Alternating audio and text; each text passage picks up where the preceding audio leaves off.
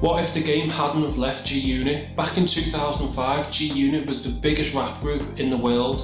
The game dropped its debut album, The Documentary, on January the 18th and sold 586,000 in its first week.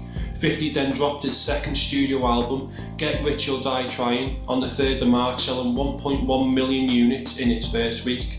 This was in addition to Lloyd Banks, Young Buck and G-Unit as a group, all going platinum off their respective debut records in 2003 and 2004. So at this point the label was on top, not only in New York but globally, as the group dominated charts worldwide. But this would be the high point in their careers. Over the following years, sales would decline. Interest in gangster rap as a whole would be pushed back as new subgenres emerged. No other singles or albums would perform as well commercially after the split, although Game went on to perhaps have the best career post G-Unit, releasing 8 albums and creating one of the best bodies of work of this century. But it was his short time with the unit that launched his career and resulted in his most successful period. 50 Cent's songwriting abilities and penchant for hooks with Game's natural storytelling, with a backdrop of post-chronic Dr. Dre production, formed one of the best unofficial rap duos to come out of the 2000s, despite only doing a few songs together, but they would never create music again. Game's then manager Jimmy Henchman said, if 50 Cent is at the top and G-Unit is underneath him, the Game is somewhere in between and maybe even higher, and this was the root cause of the friction: ego. But if G-Unit had continued, if all the artists were invested in a process, perhaps it could have had a lasting impact on rap. One thing you can say about 50 is that he's always paid his artists. Unlike many rapper-owned labels of the time, there was never any dispute over money, so the business side in theory would have been right. Although the label situation with Interscope would have had to have changed. By 2011 both G-Unit and the Game had left Interscope, so they would in hindsight have needed a parent label to invest in a brand or move to an independent model.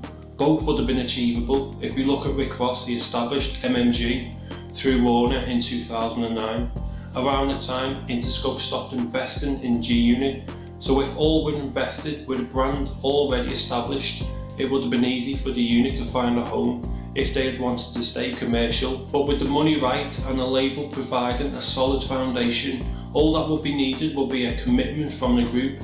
Beef aside, looking at most rap crews throughout history, there comes a point where momentum fades and the landscapes of rap shift and change.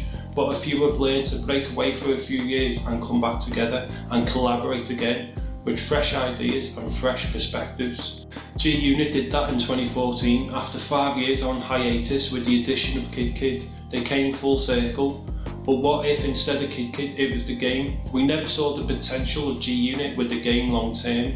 In many ways he was the fifth element. If they had stayed together with the backing of a substantial label, 50 could break off from music and do his business moves. Game would have probably had a similar career, as he is one of the best bodies of works of the 2000s, but perhaps most importantly, he'd be in the circle that brought him the biggest point of his career.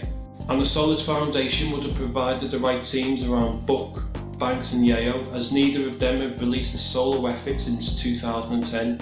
But all this is said in hindsight of what could have been. But if they had continued and changed as rap evolved, we would have seen one of the best rap groups of all time.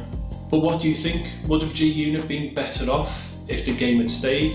Could they have sustained themselves until the present day? Let us know what you think and consider subscribing for more content. This has been Hip Hop Frequency. Thanks for listening.